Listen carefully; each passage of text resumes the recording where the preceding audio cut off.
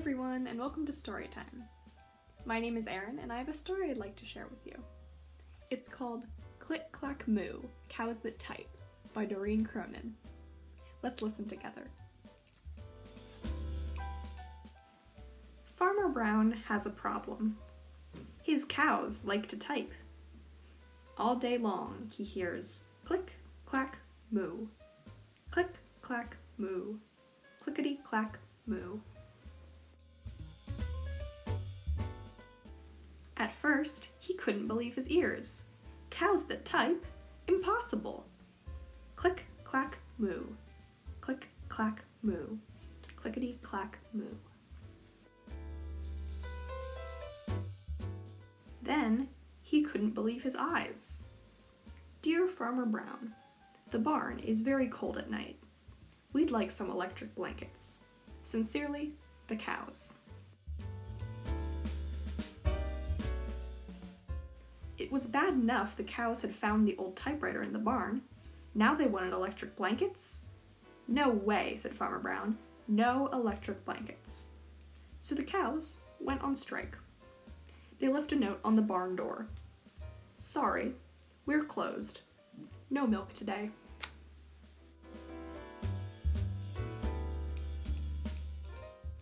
No milk today, cried Farmer Brown. In the background, he heard the cows busy at work. Click, clack, moo. Click, clack, moo. Clickety, clack, moo.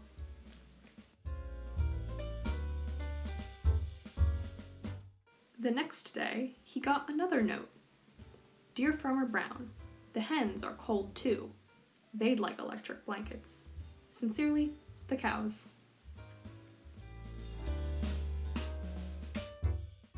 The cows were growing impatient with the farmer.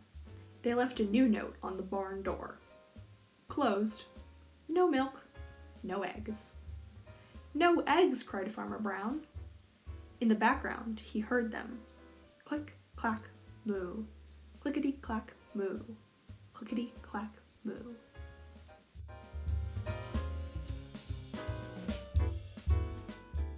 Cows that type, hens on strike.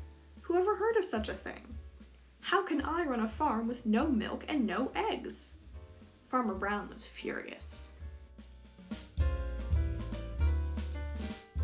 Farmer Brown got out his own typewriter. Dear cows and hens, there will be no electric blankets. You are cows and hens. I demand milk and eggs. Sincerely, Farmer Brown.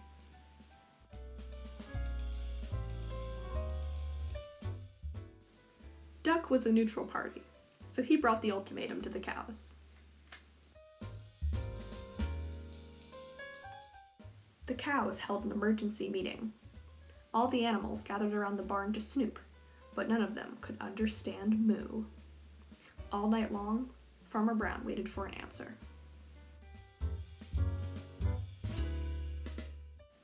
Duck knocked on the door early the next morning. He handed Farmer Brown a note. Dear Farmer Brown, we will exchange our typewriter for electric blankets. Leave them outside the barn door, and we will send Duck over with the typewriter. Sincerely, the cows.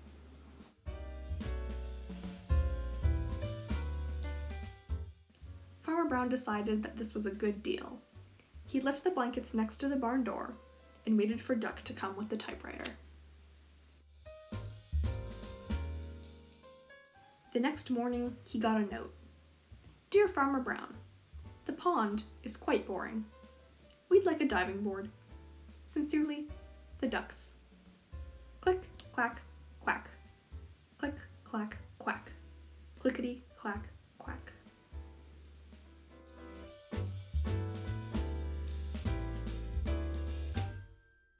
Did you enjoy listening to Click, Clack, Moo? In this story, I think it's really funny how the animals send these strongly worded letters to the farmer, asking him for electric blankets. Now, although their letters in this story were pretty serious, maybe even a little angry, letters can also be a great way to communicate with a friend. In today's activity, we'll be doing just that. For this week's activity, we'll be sending something to a friend. You could draw a picture, or write a letter, or send a photo. Anything you want.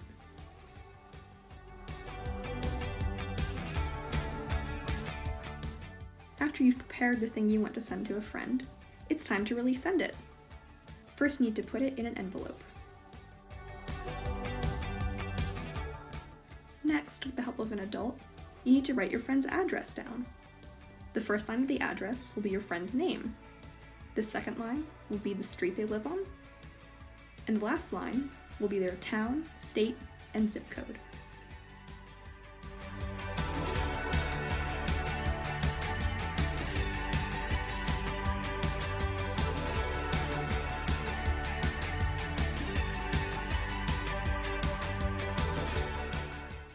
If you'd like to, in the top left corner of your envelope, you can write your own address. This is called a return address.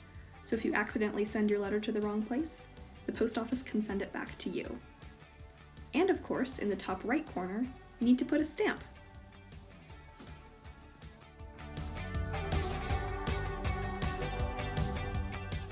Now, your letter is ready to be sent to your friend. Hopefully, they'll send you a letter back. Put your letter in your mailbox and make sure the little flag on the side is up like this. That will let your mail carrier know that you have a letter to send.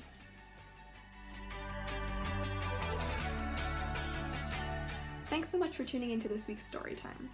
I hope you enjoyed listening to Click, Clack, Moo, Cows That Type, and I hope you enjoyed writing a letter or drawing a picture and sending it to a friend.